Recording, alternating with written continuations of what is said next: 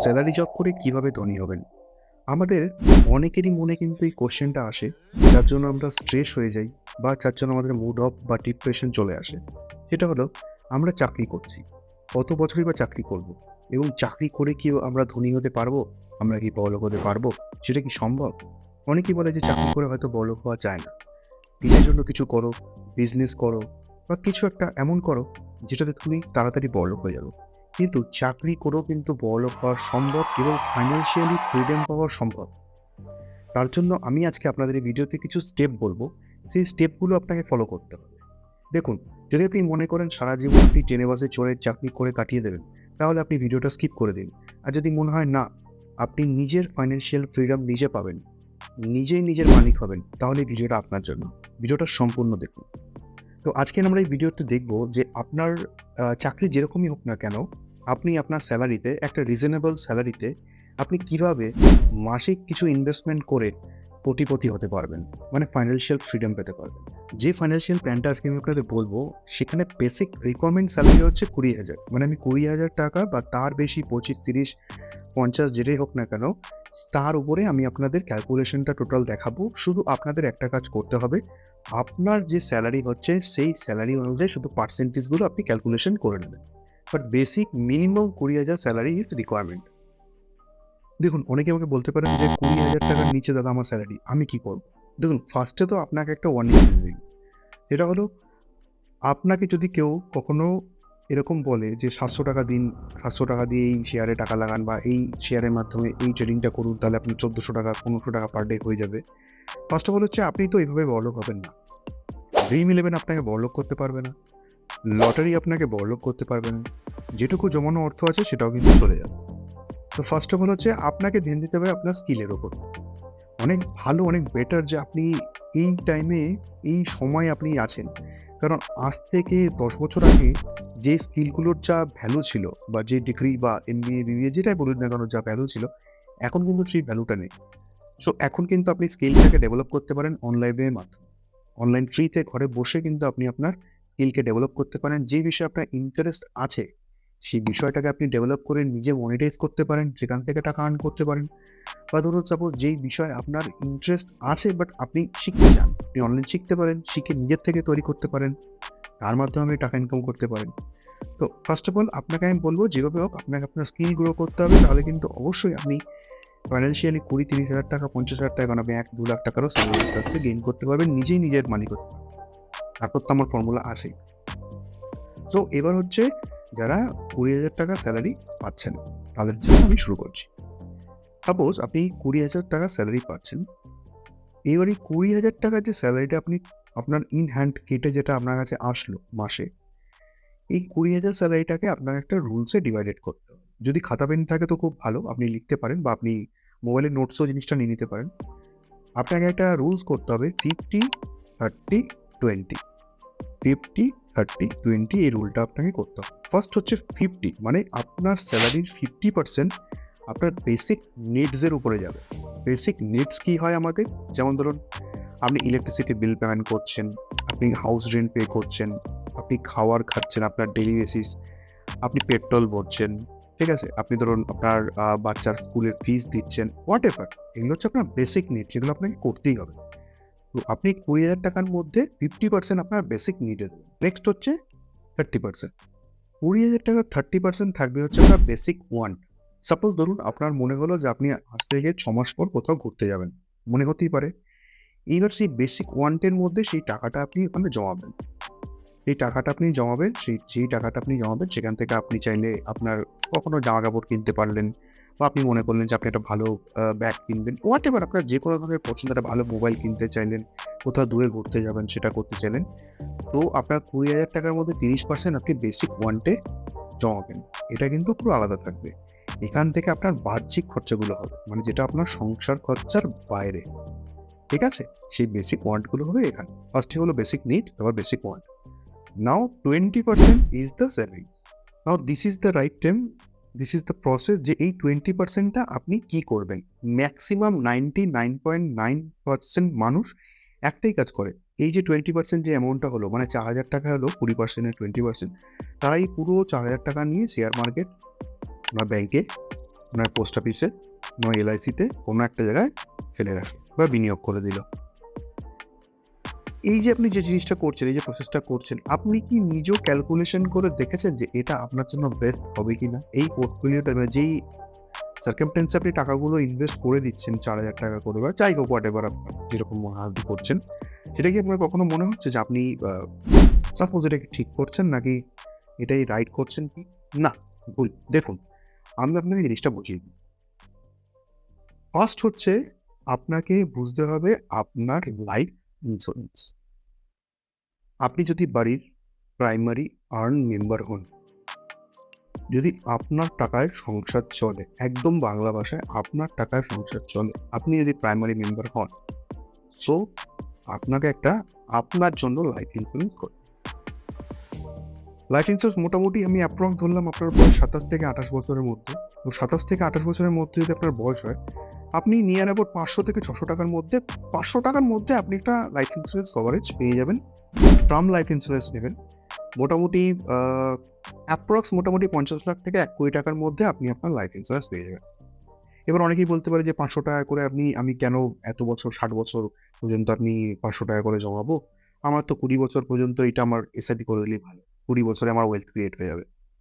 এই যে নেক্সট যে 20 বছরটা আছে, এই 20 বছরের মধ্যে যদি ভগবান না করে যেন না হয়, 20 বছরের মধ্যে যদি আপনার কিছু হয়, তারপর 2-3 বছর পর যদি আপনার একটা অ্যাক্সিডেন্ট হয়ে যায়, তাহলে আপনার কি হবে? 500 টাকা করে SIP করে জমালে তো আপনি 1 কোটি টাকা পাবেন না বা কোনোভাবে এটা সম্ভব না। কিন্তু যদি আপনি একটা লাইফ ইন্স্যুরেন্স করেন 500 টাকা মান্থলি, 2 বছর পরে যদি আপনার কিছু একটা অ্যাক্সিডেন্টালি হয়, তাহলে কিন্তু আপনার ফ্যামিলিটা বা আপনার পুরো গোটা পরিবারটা কিন্তু বেঁচে যাবে। ঠিক আছে? তো আমি 4,000 টাকা থেকে 500 টাকা আমি বললাম যে আপনি 500 টাকার একটা লাইফ ইন্স্যুরেন্স নেবেন কিন্তু। মাস্ট 100% মাস্ট নেবেনই এটা। এটা নেওয়ার কেন বলছি আমি, কি ফায়দা সেটাও বলছি। সেকেন্ড হচ্ছে এরপর হেলথ ইন্স্যুরেন্স।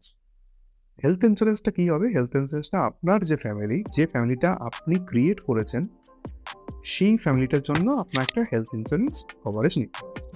এবার হেলথ ইন্স্যুরেন্স মোটামুটি আপনি 500 থেকে 600 টাকার মধ্যে একটা ভালো হেলথ ইন্স্যুরেন্স পেয়ে যাবেন। যেখানে নিয়ার অ্যাবাউট আপনি 15 to 20 lakhs একটা কভারেজ আপনি পুরো ফ্যামিলির জন্য পেয়ে যাচ্ছেন।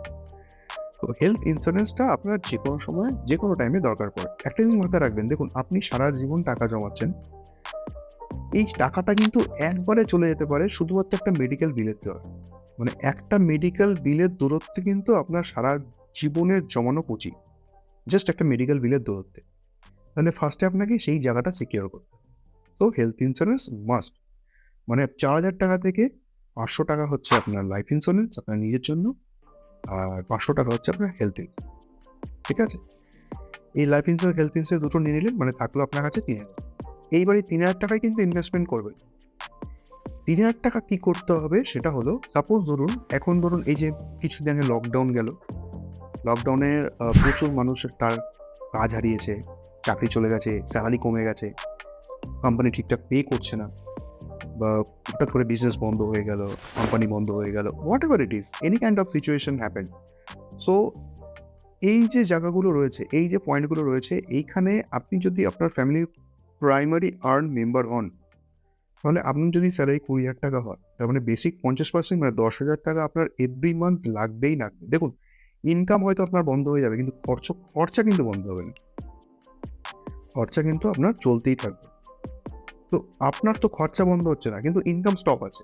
সো এই যে 3,000 টাকা করে আপনি পেলে, আপনি যদি ফ্যামিলির প্রাইমারি মেম্বার হন, তাহলে আপনার মিনিমাম 6 মান্থ স্যালারির 50%, মানে হচ্ছে 6 মান্থ স্যালারির যে বেসিক নিড যেটা, তার 50% 6 মান্থ স্যালারি আপনাকে জমাতে হবে যদি আপনি প্রাইমারি আর্নার হন। আর যদি আপনি সেকেন্ডারি আর্নার, মানে ধরুন আপনার বাড়িতে আরেকজন আর্ন করছে, আপনিও আর্ন করছেন, বাট আপনি as a secondary, he is the primary or she is the primary, you are the secondary member.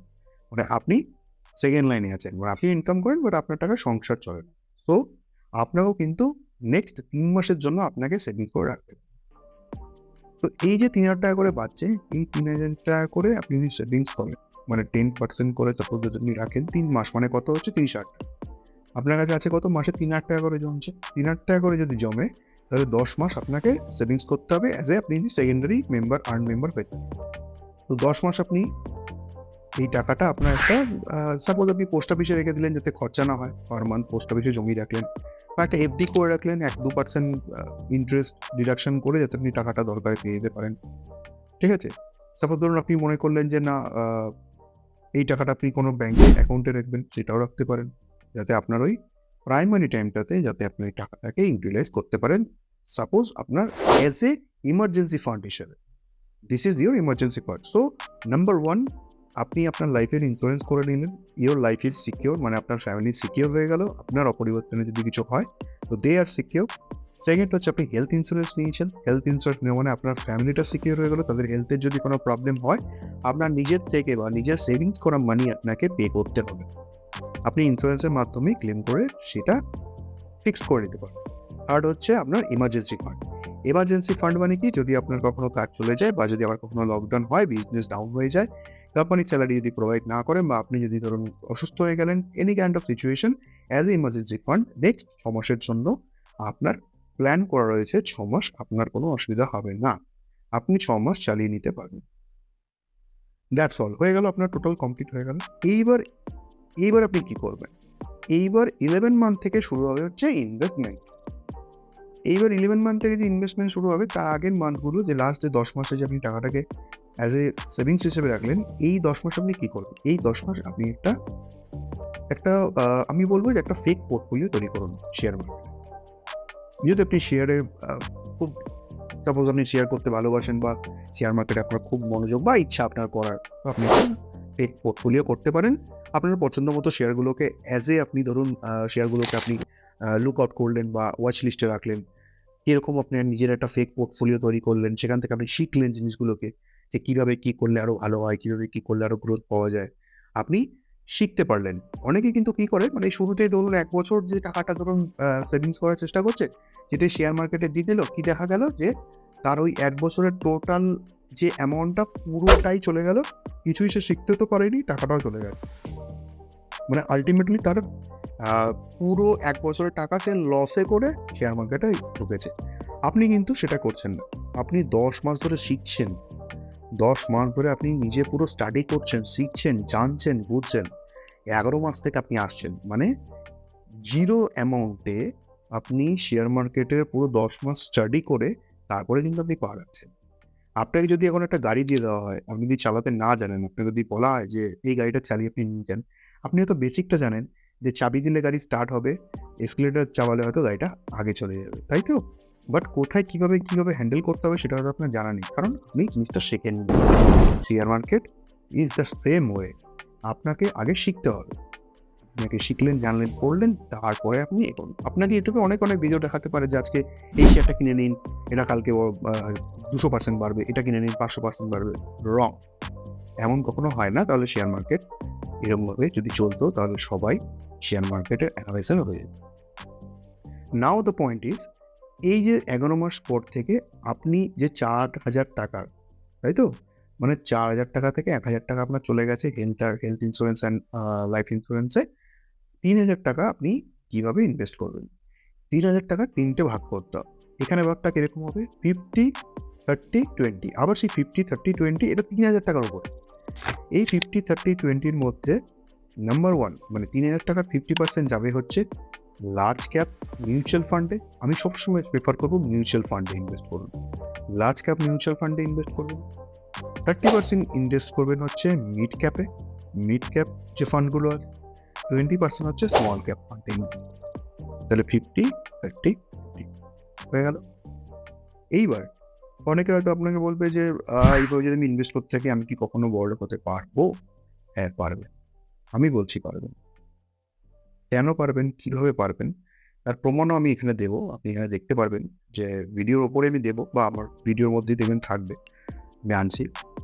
Total ক্যালকুলেশনটা আপনাদের দেখাবো। প্রত্যেক বছর কিন্তু আপনার স্যালারি 10% করে বাড়বে। That is for sure. প্রত্যেক বছর আপনার 10% করে স্যালারি বাড়বে। মানে আপনি 2024 যদি স্যালারি 20,000 টাকা পান, 2025 22,000 টাকা। এবার 22,000 টাকা যখন হচ্ছে আপনার, সেখানে কিন্তু আপনার 50%, মানে আপনার যে বেসিক যে খরচাগুলো আছে, মানে বেসিক নিড যেটা আমি বলেছিলাম 50%, সেই বেসিক নিডে কিন্তু আপনার অ্যামাউন্ট চলে গেল কত? 22,000 টাকার 10%। মানে যেটা আপনার 2024-এ আপনার বেসিক নিডের জন্য খরচা হতো, সাপোজ আপনি ক্যালকুলেশন করেছিলেন 10,000 টাকা, সেটা কিন্তু 2025-এ গিয়ে আপনি সেখানে অ্যামাউন্ট পেলেন 11,000 টাকা খরচা করতে হলো। আর আমি যদি এভরি মান্থ ইনফ্লেশন 6% করেও ধরি, সাপোজ আমি যদি 6% করেও প্রত্যেক মাসে সবকটা দ্রব্যের দাম বা পণ্য মূল্যের দাম যদি বাড়েও, সেক্ষেত্রেও কিন্তু আপনার টোটাল, যেখানে আমি 10,000 টাকা ধরেছিলাম, সেখানে আপনার টোটাল খরচা হবে 10,600 টাকা। মানে 400 টাকা কিন্তু আপনার হাতে রয়ে গেল। আপনার বেসিক নিডসের থেকে 400 টাকা আপনার হাতে রয়ে গেল। এবার হচ্ছে বেসিক ওয়ান। বেসিক ওয়ান্টে আমি সাপোজ ধরলাম যে আপনি 22,000 টাকার 30% বেসিক ওয়ান্টে আপনি রাখছেন। কত বাজলো? বেসিক ওয়ান্টসে আপনার থাকলো 240 টাকা, আর বেসিক নিডসে আপনার থাকলো 400 টাকা। মানে 400 প্লাস 240, 640 টাকা আপনার হাতে কিন্তু 2025, মানে পরের বছর থেকে 640 টাকা আপনার কাছে এক্সট্রা থাকলো। ইভেন যেটা আপনি ইনভেস্ট করছিলেন, মানে 20% যে ইনভেস্ট করছিলেন, সেই অ্যামাউন্টটা যেটা বাড়ছে, সেটাকে আপনি 50-30 যে অ্যামাউন্টগুলো, যে শেয়ারে যে mid cap, large cap, small ক্যাপে যেন ভাগ করেছেন 50-30-20, সেভাবেই ওটাকে চালিয়ে যাবেন। এবারে 640 টাকাটা কি করবেন? আমি বলে দিচ্ছি 640 টাকা। 640 টাকা দিয়ে আপনি একটা পেনশন প্ল্যান করবেন। যে পেনশন প্ল্যানটা আপনি নিজে ক্রিয়েট করবেন। You are the planner of this pension plan. So what to do? এই 640 টাকা দিয়ে আপনি ন্যাশনাল পেনশন সিস্টেম বা ন্যাশনাল পেনশন স্কিম, যেটা এনপিএস, সেখানে আপনি একটা পেনশন স্কিম তৈরি করবেন। 640 টাকা দিয়ে আপনি ফার্স্টে স্টার্ট করবেন পেনশন। একটা এভারেজ একটা এজ রাখলেন, সাপোজ ধরুন আপনার বয়স এখন 28 বছর, আমি 88 ধরলাম, আপনি 60 ইয়ার্সে গিয়ে রিটায়ার করে যাবেন। রাখলেন যে আমি 60 ইয়ার্সে গিয়ে রিটায়ার। প্রত্যেক বছর আপনার 10% করে স্যালারি বাড়ছে। প্রত্যেক বছর আপনার ইনফ্লেশন 6% করে অ্যাড হচ্ছে, 4% করে আপনার কাছে বেঁচে যাচ্ছে। সেই 4% এর অ্যামাউন্টটা যেটা বাড়ছে বা যেটা ক্যালকুলেশন করে আপনি পাচ্ছেন, সেটা যাচ্ছে আপনার এনপিএস, আর আপনার অনেক চলে যাচ্ছে টোটাল পেনশন প্ল্যান চলে যাচ্ছে, যেটা আপনি 60 বছর পর আপনি ব্রেক করে দেবেন। 61 ইয়ার্স যখন আপনার হবে, আপনি ব্রেক করবেন এজ এ পেনশন। আপনি স্মল ক্যাপ, আপনি large cap, mid cap, small cap, 3টে জায়গাতে ইনভেস্টও করছেন। প্রত্যেক বছর যেরকম আপনার স্যালারি বাড়ছে, আপনি সেভাবে আপনি ইনভেস্ট করে যাচ্ছেন, বাড়িয়ে স্টেপ আপ করে বাড়াচ্ছেন, মানে 10% করে আপনি হাইক করে বাড়াচ্ছেন। তাহলে আপনার টোটাল প্রত্যেকটা এরিয়া কিন্তু আপনার সিকিউর হয়ে গেল আপনার লাইফে, just only for your salary. কীভাবে? আপনার লাইফ ইন্স্যুরেন্স করা আছে, আপনার কোনো হেডেক নেই, আপনাদের কিছু হয়েও যায় ভগবান করে, আপনার ফ্যামিলি এসে যাবে না। হেলথ ইন্স্যুরেন্স করা আছে, আপনার একবারে টাকা চলে যাবে না, যদি আপনার ভগবান করে না হয়, বাই চান্স ধরে যদি হেলথ কোনো সমস্যা হয়, আপনার নিজস্ব টাকা কিছু বেরোবে না, কারণ আপনার ইন্স্যুরেন্স কভারেজের মধ্যে আপনি আছেন। থার্ড হচ্ছে, আপনি নিজের একটা পেনশন প্ল্যান করে রেখেছেন। নিজের পেনশন প্ল্যান করা মানে আপনার যদি বয়সকালে আপনার কোনো সমস্যা হবে না, আপনি এককালীন ওই পেনশন থেকে টাকাও পাবেন, প্লাস আপনার মান্থলি পেনশনও চলবে যতদিন আপনি অ্যালাইভ থাকবেন। ফোর্থ হচ্ছে, আপনি টোটাল মিউচুয়াল ফান্ডে যে টাকাগুলো ইনভেস্ট করছেন এখানে, সাপোজ ধরুন আমি হিসাব করলাম যে আপনি 55 পর্যন্ত ইনভেস্ট করবেন, বা 55 পর্যন্ত আপনি নিয়ার অ্যাবাউট ইনভেস্ট করবেন, দেন আপনি সব কিছু ছেড়ে দেবেন, just enjoy your life, whatever you want to do, আপনি যা খুশি তাই করতে পারেন জীবনে। তো 55 ইয়ার্স ওল্ডে টোটালি 55 বছর বয়সে আপনার কাছে কী কী থাকবে, লেটস হেল্প, চলুন আমি আপনাদের দেখিয়ে দিই। তো এই 55 বছর বয়সে ফার্স্ট আমি আপনাকে দেখাবো যে আপনার মিউচুয়াল ফান্ডে কত টাকা জমতে পারে, বা কত টাকার মালিক আপনি হতে পারেন, উইথ স্টেপ আপ দেখাবো। মানে 10% করে আপনি প্রত্যেক মাসে স্টেপ আপ এসআইপি করে যাচ্ছেন, মানে 10% করে আপনি এক্সট্রা, যেটা আপনার স্যালারিতে বাড়ছে, আপনি এখানে অ্যাড করছেন। ঠিক আছে? সেকেন্ড হচ্ছে, আমি আপনাকে দেখিয়ে দিলাম হেলথ ইন্স্যুরেন্স, লাইফ ইন্স্যুরেন্স আপনি কভারেজের মধ্যে চলে আসছেন। ঠিক আছে? এবার হচ্ছে আপনার পেনশন প্ল্যানটা আমি দেখিয়ে দিচ্ছি। পেনশন প্ল্যানে আপনি কত টাকা পাবেন যখন আপনার 60 বছর বয়স হবে। জাস্ট কিছুই না, একটা ক্যালকুলেশন করে বার করা আপনার সামান্য কিছু অর্থ, যেটা আমি ক্যালকুলেশন করে আপনাকে দেখালাম যে এই অর্থটা যদি আপনি এইভাবে জমান, তাহলে কিন্তু আপনি এত টাকা পেতে পারেন, তাই তো? নাও দ্য পয়েন্ট ইজ, আমি এখন অনেক কিছু ধরিনি এখানে। যেমন ধরুন, এমন হতে পারে আপনার প্রমোশন হয়ে গেল, বা আপনি অন্য একটা কোম্পানিতে জয়েন করে ফেললেন, বা সাপোজ ধরুন আপনি একটা বড় কিছু করে ফেললেন, বা আপনার হঠাৎ করে একটা মানি চলে আসলো কোনো জায়গা থেকে, একটা ক্যাপিটাল আপনি গেইন করলেন। ঠিক আছে? বা সাপোজ ধরুন আপনার পিএফ এ যে অ্যামাউন্টগুলো জমবে, সেই পিএফ এর অ্যামাউন্ট এখানে রয়েছে, সেই অ্যামাউন্ট আপনি পেতে পারেন। অনেক কিছু আরও রয়েছে, যেখান থেকে কিন্তু আপনি অর্থ পেতেই থাকবেন। All are starting from your 20,000 salary. Just 20,000 টাকা স্যালারিতে আপনি কিন্তু এত কিছু পেতে পারেন। শুধু একটু ক্যালকুলেশন। আপনার অন্য কিছুই নেই। যদি আপনি ক্যালকুলেশন করে এইভাবে যদি জমাতে থাকেন, তো নেক্সট 55 ইয়ার্স ওল্ড পর কিন্তু আপনি সারা বিশ্ব ঘুরে বেড়াবেন, আপনি কোনো কাজ করতে হবে না, কিছুই করতে। অনেকে বলতে পারে যে 55 ইয়ার্সের পর কেন?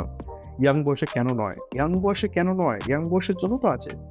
ওই যে আমি বললাম বেসিক ওয়ান্টে যে আপনি টাকাটা জমাচ্ছেন প্রত্যেক মাসে, ওই টাকাটা ক্যালকুলেশন করে সেখান থেকে আপনি ঘুরতে যাবেন।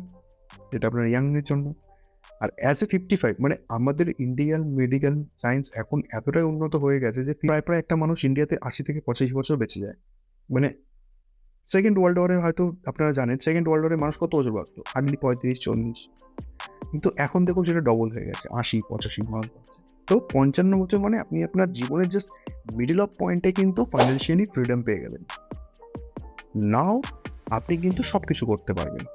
মানে প্রায় আপনি যা অ্যামাউন্ট পাবেন, আমি একটা ক্যালকুলেশন করে যদি দেখাই, ১ থেকে ১.৫ কোটি টাকা তো কোনো ব্যাপারই না। ৩ কোটি ৪ কোটি হতো। Just because of your stamina. শুধু আপনাকে ডিসিপ্লিনভাবে প্রত্যেক মাসে একটা টাইমে অ্যামাউন্টটা জমা। আমি সমীরণ, বাঙালি বিনিয়োগ করো চ্যানেলে প্রতিনিয়ত এরকম ভিডিও নিয়ে আসবো আপনাদের কাছে। কিভাবে চাকুরি করে বা খুবই সামান্য চাকরি করে, জব করে, যেটাই হোক না কেন, যাতে আপনারাও ভবিষ্যতে বিনিয়োগ করে কোটিপতি